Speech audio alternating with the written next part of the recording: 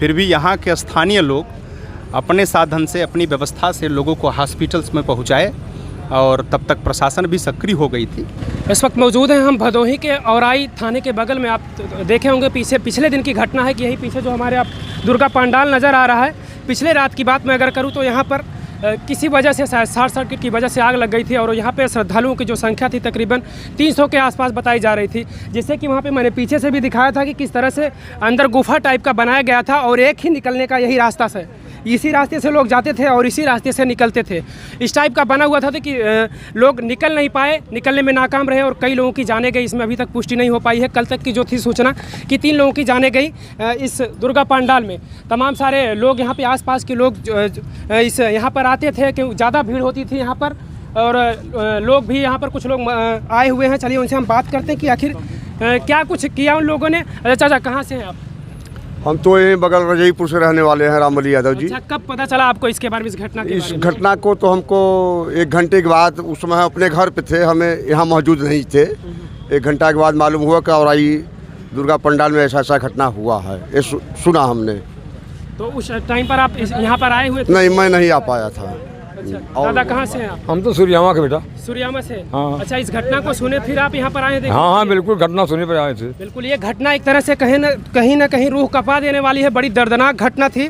बड़ी चीखें चिल्लाहटें यहाँ पर नज़र आ रही थी उस समय की। अगर मैं रात की तस्वीर की बात करूँ तो जो मैंने वीडियो देखा तो वाकई में लग रहा था कि यार कितनी दर्दनाक तस्वीरें थी। वहाँ पर लोग चिल्ला रहे थे, चीख रहे थे। पीछे तालाब था, कुछ लोग तालाब में भी जान बचाने के लिए कूदे, लेकिन निकलने की रास्ता न होने की वजह से कहीं ना कहीं ये बड़ी घटना यही वजह है। लोगों को जो भी अगर इस टाइप के पंडाल बनाते हैं तो कम से कम इमरजेंसी एग्जिट बनाना चाहिए, एक इमरजेंसी द्वार होना चाहिए जिससे कि लोगों को अगर कोई ऐसी समस्या हो तो लोग बाहर जा सके।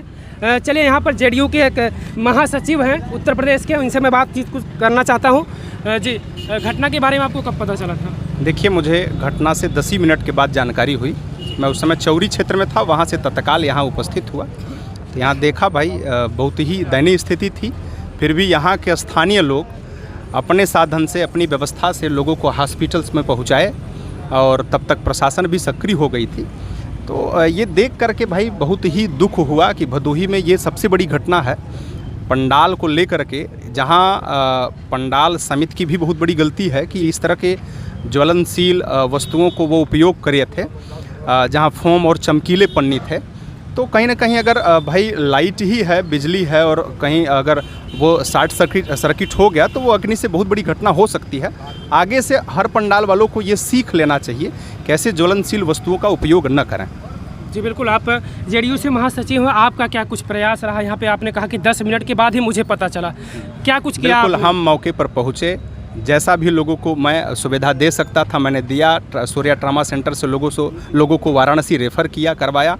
जैसे भी मतलब जो भी आनन फानन में हो सकता था, जितनी मदद यहाँ के स्थानीय लोगों ने बहुत ही सक्रियता दिखा करके लोगों की मदद की है।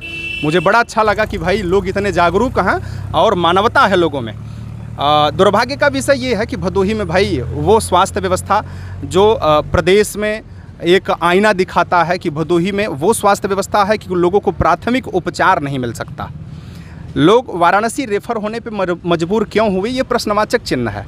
भदोही प्रशासन को और भदोही स्वास्थ्य के अधिकारियों को ये तमाचा लगता है कि भदोही के लोग जो इतनी बड़ी घटना हुई प्राथमिक उपचार नहीं कर पाए और वाराणसी रेफर करना पड़ा। ये मजबूरी है, इससे लोगों को सीख लेना चाहिए। और भाई जहाँ तक प्रशासन का कहना है लगभग 6 लोग मर चुके हैं और 70 प्लस लोग झुलसे हैं और उनका इलाज चल रहा है। कितने परिजनों से आप मिले? ना, मैं लगभग लोगों से जो वहाँ हैं, मैं ट्रामा सेंटर भी गया था, लोगों से मुलाकात हुई। कुछ हमारे भी कार्यकर्ताओं के परिवार के लोग हैं, बीएचयू में हैं, कपिल चौरा में हैं।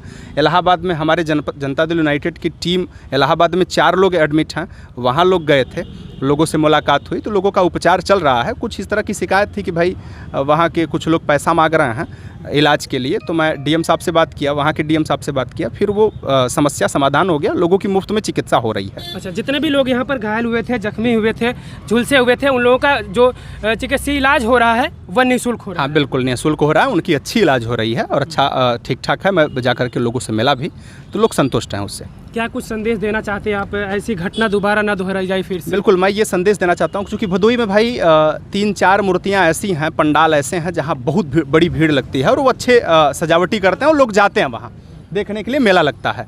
तो ऐसी जगह पे मैं प्रशासन से आग्रह करना चाहता हूँ कि हमारे ज़िले में दमकल की 4 गाड़ियाँ हैं और एम्बुलेंस हमारे यहाँ 9-10 एम्बुलेंस है हमारे ज़िले में। तो हमें लगता है कि उस माने पंडाल के पास एक दमकल की गाड़ी और एक एम्बुलेंस हमेशा के लिए खड़ी हो जब तक वो मूर्ति बैठाई जाए और पंडाल लगे। चूँकि इस तरह की छोटी सी भी घटना होती है तो बड़ा होने में टाइम नहीं लगता। अगर दमकल की गाड़ी वहाँ है तो वो तुरंत उतनी बड़ी घटना से वो काबू पा सकते हैं। तो जैसे आगे से पीस कमेटी की बैठक हो, अगर इस तरह के त्यौहार और पंडाल और मेला लग रहा है तो वहाँ दमकल की गाड़ी जरूर उपलब्ध हो और स्वास्थ्य विभाग से 1 एम्बुलेंस 2 एम्बुलेंस वहाँ उस मौके पर जरूर खड़ी होनी चाहिए।